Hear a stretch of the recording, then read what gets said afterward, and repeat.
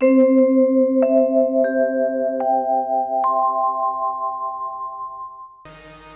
ना, विराज जाइए। नारायण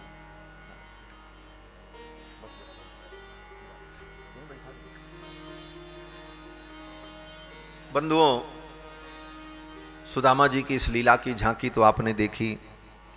ऐसा ही दृश्य रहा होगा जो कि हमारी कल्पना में, आपकी कल्पना में आ रहा है। बंधुओं, सुदामा जी ने कहा 16,108 ब्याह तेने किए। ठाकुर जी ने कहा, सुदामा जी ने कहा भैया एक ब्याह करके गिरस्ती हमसे संभाली नहीं जाती, और ये 16,108 को तू कैसे संभालता कन्हैया, ये तेरी गिरस्ती कैसे चलती है। तो भगवान भी बड़े नटखट। ठाकुर जी ने सुदामा जी के चरणों में प्रणाम करते हुए कहा, विप्रदेव ये ब्राह्मणों की कृपा से, संतों की कृपा से सब ठीक ठाक चलता रहता है, कोई दिक्कत नहीं है। सब संतों का, आप ब्राह्मणों का, महापुरुषों का आशीर्वाद है और सब आनंद मंगल है, और इन सबको आशीर्वाद दे दो तब आप जाओ। सुदामा जी ने कहा भैया एक एक घर में जाएंगे, और एक एक दिन में, अगर एक दिन में कम से कम 100 घर में भी गए तो जोड़ लो कितने दिन लग जाएंगे, तब तक तो मेरी पत्नी रो रो करके मर जाएगी।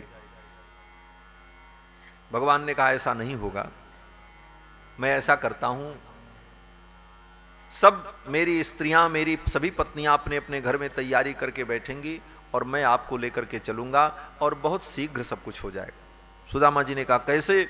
भगवान ने अपने गरुण का स्मरण किया, भगवान के वाहन गरुण प्रकट हुए, गरुण की पीठ पर भगवान विराजे और सुदामा जी को भी साथ में लिया। भगवान संकल्प करते, गरुण जी महाराज एक महल में उतरते, और उनमें पत्नी जो थी, भगवान की पत्नी, वो सुदामा जी के चरणों में अंजलि अर्पित करती, प्रणाम करती। तब तक गरुण जी सुदामा जी को लेकर के फिर उड़ जाते, दूसरे महल में जाते, तीसरे में जाते, चौथे में जाते। इस प्रकार भगवान ने सुदामा जी को 16,108 महल में, सभी महलों में सुदामा जी की पधरावनी करा दी। अब भगवान की लीला तो अद्भुत है, भगवान एक क्षण में कुछ भी कर सकते, भगवान के संकल्प से कुछ असंभव नहीं है। भगवान ने सुदामा जी की सर्वत्र पधरावनी कराई, और फिर सुदामा जी ने भगवान का मंगलाशासन किया। श्रीमद गोपाल बालाय गोदाभीष्ट प्रदायिने श्री सत्या सहितायास्तु कृष्ण देवाय मंगलम। कृष्ण का मंगल हो, अपने मित्र का मंगल मनाया, अपने मित्र को आशीर्वाद दिया, और सुदामा जी दूसरे दिन प्रातः काल विदा होने लगे, और सुदामा जी जैसे आए थे वैसे ही विदा हो गए। भगवान कृष्ण ने एक फूटी कौड़ी भी उठा करके सुदामा जी को अपने हाथ से नहीं दी। जैसे सुदामा जी आए थे, जो कपड़ा पहने और जैसे जिस वेश में, वैसे ही सुदामा जी को भगवान ने विदा कर दिया। एक धोती कपड़ा भी नहीं दिया, एक फूटी कौड़ी भी नहीं दी। लेकिन सुदामा जी के मन में यह भाव नहीं आया कि कृष्ण ने मुझे कुछ दिया नहीं। क्यों बोले, वो लेने के लिए आए ही नहीं थे। अयम ही परमो लाभो उत्तम श्लोक दर्शनम। आज के जैसे ब्राह्मण थोड़ी थे कि जाएं और लौटते समय अगर दक्षिणा नहीं मिली तो रास्ते भर जो है बड़बड़ करते, आवे बुलाया था, एक पैसा नहीं दिया। लो, वो कितना भी बना लो ऊपर से त्याग वैराग्य, लेकिन जब दक्षिणा कम हो जाए तो मुंह टेढ़ा हो जाता है हमारा। ज्ञान वैराग्य का बहुत वर्णन कर ले व्यक्ति, लेकिन वो लोभ और मोह से मुक्त होना बड़ा कठिन है। लेकिन सुदामा जी तो विरक्त हैं, विरक्त इंद्रियार्थेषु प्रशांतात्मा जितेंद्रिय। सुदामा जी के मन में ये आया ही नहीं कि कृष्ण ने मुझे कुछ दिया नहीं, और नहीं दिया तो क्यों नहीं दिया, क्या कारण था, ये सब सोचने का अवसर ही नहीं हुआ। सुदामा जी तो बस यही सोचते चले जा रहे थे, कितने उदार हैं द्वारकाधीश, इतने बड़े राजा हैं, लेकिन मुझे अपने पलंग पर बैठाया, कितना स्नेह दिया, मेरा चरण दबाया, कितने शीलवान हैं, ब्रह्मण्य देव हैं। भगवान के गुणों का ही चिंतन करते हुए सुदामा जी जा रहे।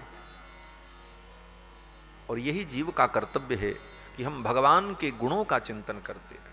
सुदामा जी भी भगवान के गुण गणों का चिंतन करते हुए जा रहे थे, और जब पहुंचे तो देखते हैं महाराज कुटिया गायब है, और कुटिया के जगह पर सुंदर महल बना पड़ा हुआ है। क्योंकि इतना माल और खजाना आ गया, इसलिए माल को उसमें ही गा दीजिए। मंदिर देख रहे सुदामा, मंदिर देख रहे सुदामा। सुदामा मंदिर देख डरे सुदामा मंदिर देख डरे सुदामा कहाँ गई मेरी राम झोपड़िया कहाँ गई मेरी राम झोपड़िया कहाँ गई मेरी राम झोपड़िया कहाँ गई मेरी राम झोपड़िया कंचन महल खड़े सुदामा कंचन महल खड़े सुदामा मंदिर देख रहे सुदामा मंदिर देख रहे सुदामा मंदिर देख रहे सुदामा मंदिर देख रहे सुदामा पहले द्वार पे बैठी ब्राह्मणी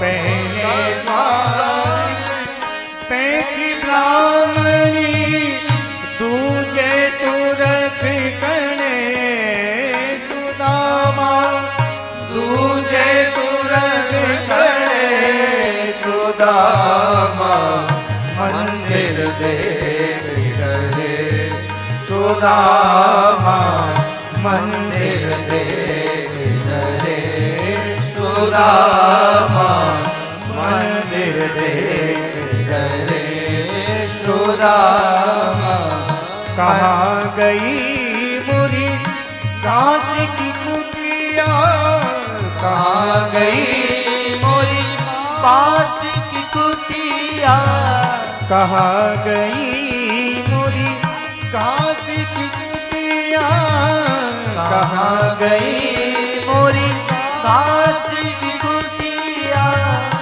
कंचन कुंड भरे सुदामा कंचन कुंड भरे सुदामा मंदिर देख डरे सुदामा मंदिर देख डरे सुदामा मंदिर देख डरे मंदिर देख मंदिर देख डरे सुदामा सुदामा जी जब अपने गांव में पहुंचे महल को देखा तो डर गए। अरे किसी ने मेरी कुटिया यहां से हटा दी और महल बना लिया, अब मैं क्या करूं? मेरा घर भी खत्म हो गया, मेरी कुटिया भी चली गई। डर गए। लेकिन जब आगे बढ़े देखा अपनी पत्नी ब्राह्मणी को, वो दौड़ रही थी, सब व्यवस्था कर रही थी, इसको यहां रखो, इसको ये करो, इसको वो करो। राज रानी के समान सबका मार्गदर्शन कर रही थी, सबको बता रही थी, ये सामान इधर रखो, ऐसा करो, वैसा करो, ये तैयारी करो। सुदामा जी देखा, अरे ये तो मेरी ब्राह्मणी है। फिर तो सुदामा जी को भगवान के वैभव और भगवान की कृपा करुणा का स्मरण हुआ।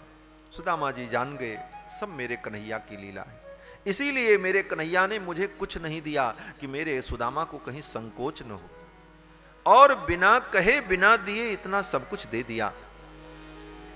भगवान के गुणों का, भगवान की लीलाओं का चिंतन करते हुए सुदामा जी प्रसन्न हो गए। ब्राह्मणी ने सुदामा के चरणों में प्रणाम किया। फिर तो सुदामा जी की जन्म जन्मांतर की दरिद्रता समाप्त हो गई और सुदामा जी महाराज सुखपूर्वक अपने परिवार और परिकर के साथ आनंद पूर्वक रहने लगे। श्री सुखदेव जी महाराज ने राजा परीक्षित को सुदामा जी का ये पावन चरित्र सुनाया।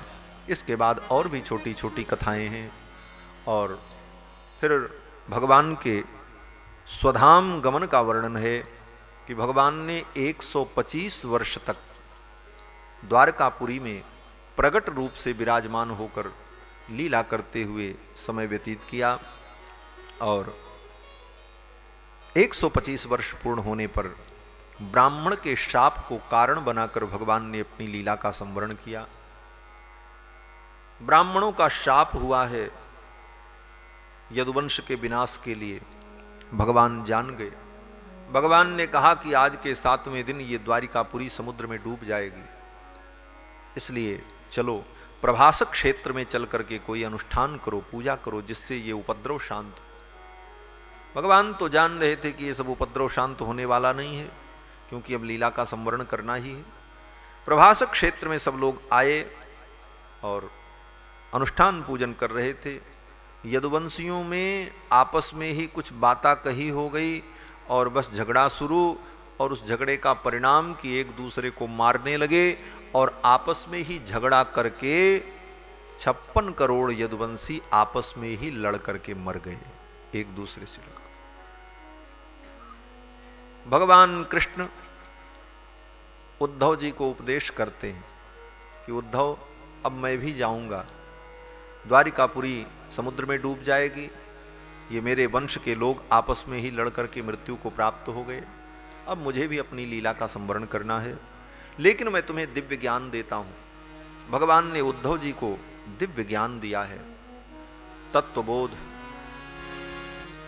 अनेक प्रकार के प्रश्न उद्धव जी ने किए हैं और उन प्रश्नों का उत्तर भगवान ने उद्धव जी को दिया है। 11 स्कंद में वो विस्तार से है, लेकिन उस विषय की चर्चा अगर की जाए तो कम से कम 3 घंटे का सत्र और हो। तब उद्धव जी ने जो जो प्रश्न किया है भगवान से, और भगवान जाते समय उन प्रश्नों का उत्तर देते हैं, ज्ञान की बातें बताते हैं, सब सुनने लायक है। भागवत तो अगाध है, ये जीवन छोटा पड़ जाए इसका अनुभव करने के लिए, फिर भी जितना हम अनुभव कर लेते हैं उसको धारण कर लें अपने हृदय में, तो हमारा जीवन मंगलमय हो जाए। उद्धव को भगवान ने दिव्य उपदेश दिया है, मैत्रेय जी को सुनाया है, और फिर भगवान ने कहा उद्धव, अब तुम मेरा स्मरण करते हुए तीर्थाटन करो और इस ज्ञान का विस्तार करो। उद्धव जी महाराज को भगवान ने विदा कर दिया और भगवान एक पीपल के वृक्ष के नीचे बैठ गए। एक जरा नाम का बहेलिया शिकार करने वाला धनुष बाण लेकर के आया, दूर से भगवान के चरण को देखा, उसे लगा कि कोई हिरन बैठा हुआ है, और दूर से उसने बाण का अनुसंधान कर दिया। वो बाण आकर के भगवान कृष्ण के चरणों में लगा। उसी बाण को निमित्त बना करके, उस बाण को कारण बना करके भगवान ने अपनी लीला को समाप्त किया। बाण लगा, पीछे पीछे वो जरा व्याध आया, भगवान को देखते ही चरणों में गिर पड़ा। प्रभु, मुझसे अपराध हुआ, मैंने आपको बाण मारा। भगवान ने कहा नहीं नहीं, ये तो मैंने निमित्त बनाया है, कोई न कोई निमित्त तो बनेगा ही, और कर्म के विधान को भी पूर्ण करना है। त्रेता युग में मैंने भी छिप करके बाली को मारा था, तो उस कर्म का हिसाब तो तब होगा जब मुझे भी कोई छिप करके मारे। ये तो कर्म का हिसाब, कर्म का हिसाब व्यक्ति को देना पड़ता है। भगवान भी इस कर्म की मर्यादा का पालन करते हैं, एक एक कर्म का हिसाब देना पड़ेगा। बंधुओं, गहना कर्मणो गति, कर्म की गति बड़ी गहन है। भगवान कहते हैं कि छिप करके मैंने बाली को मारा था, तो इस कर्म के विधान को पूर्ण करने के लिए मुझे भी कुछ ऐसा करना पड़ेगा, इसलिए तुम्हारे बाण को मैंने कारण बनाया। और फिर भगवान वहीं पीपल के वृक्ष में ही समाहित हो गए, अंतर्हित हो।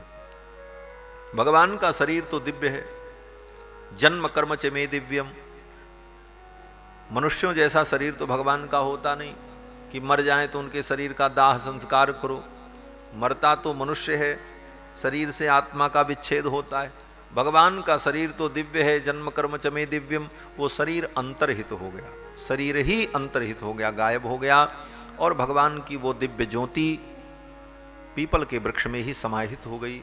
इसीलिए पीपल के वृक्ष को वासुदेव स्वरूप हम कहते हैं। पीपल भगवान कृष्ण का स्वरूप है। पीपल के वृक्ष को हम प्रणाम करते हैं, पीपल ब्रह्म वृक्ष कहलाया है। इस प्रकार भगवान ने अपनी लीला का संवरण किया।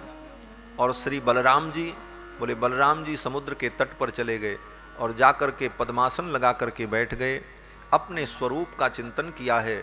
स्वरूप का चिंतन करते ही उनका जो मूल स्वरूप है शेष रूप, वो शेष रूप प्रकट हो गया। 1000 फण प्रकट हो गए।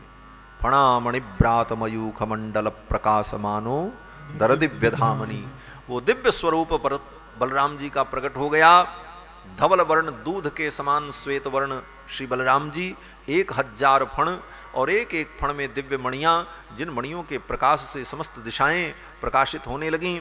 ऐसा दिव्य स्वरूप बलराम जी का प्रकट हुआ और बलराम जी सीधे समुद्र में प्रवेश कर गए। समुद्र के माध्यम से बलराम जी रसातल में चले गए, अपने निज स्वरूप में प्रतिष्ठित हो गए। इस प्रकार कृष्ण बलराम दोनों भाइयों ने अपनी लीला का संवरण किया। 7वें दिन समुद्र ने द्वारिकापुरी को डुबो दिया, क्योंकि भगवान की दिव्य द्वारिकापुरी भगवान के संकल्प से समुद्र में टिकी थी, समुद्र के मध्य में बनी थी, और भगवान की जब लीला पूर्ण हुई तो द्वापुरी भी अंतर्हित हो गई। इस प्रकार भगवान ने अपनी लीला का संवरण किया। इसके बाद कलयुग आ गया। सुखदेव जी कहते हैं भगवान के जाते ही कलयुग का आगमन हो गया। तद्दिनात् कलिरायातः सर्वसाधन बाधकः, समस्त साधनों का बाध करने वाला कलयुग उसी दिन आ गया। श्री सुखदेव जी कहते हैं, हे राजन, भगवान कृष्ण के इस पावन चरित्र को मैंने तुम्हें सुनाया, अब बताओ तुम्हारी क्या स्थिति है। इतना सुनने के बाद राजा परीक्षित सुखदेव जी से कहते हैं कि तत्पादमूलमुपसृत्य न तेन मूर्ध्ना बद्धांजलिस्तमिदमाह स विष्णुरातः।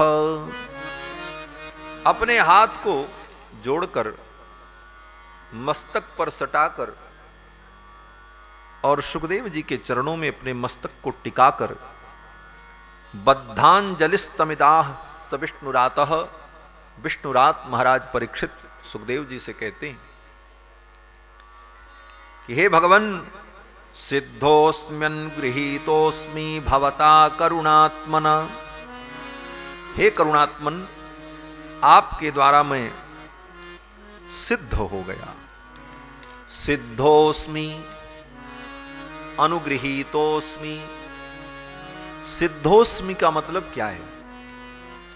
बोले सिद्ध हो गए, राजा परीक्षित सिद्ध हो गए, जोगी बन गए,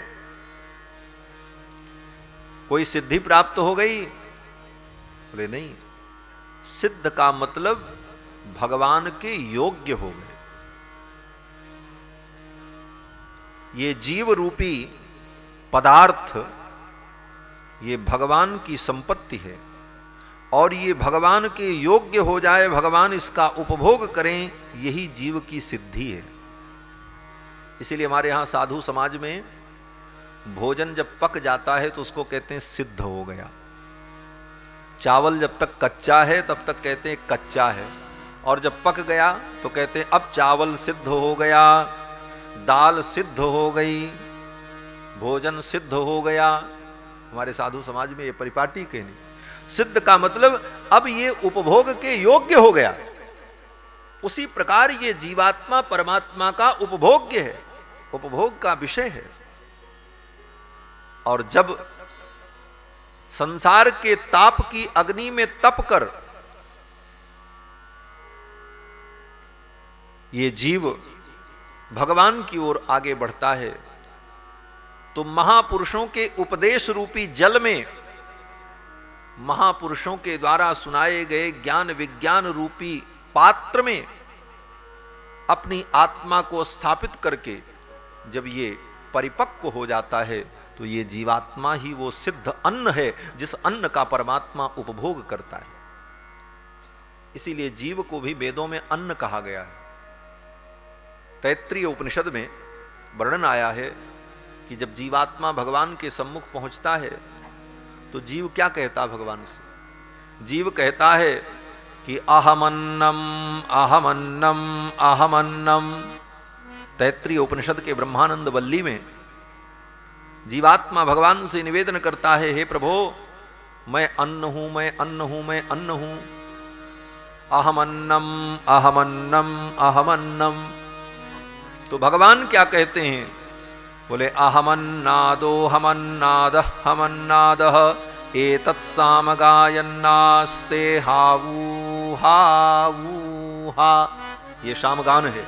तैत्रीय उपनिषद में सामाम नान होता है कि भगवान उस जीव से कहते हैं अहमन्नादः, अगर तुम अन्न हो तो मैं अन्नाद हूं, तुम्हारे जैसे अन्न का उपभोक्ता हूं, और अब तुम मेरे उपभोग के योग्य हो चुके हो।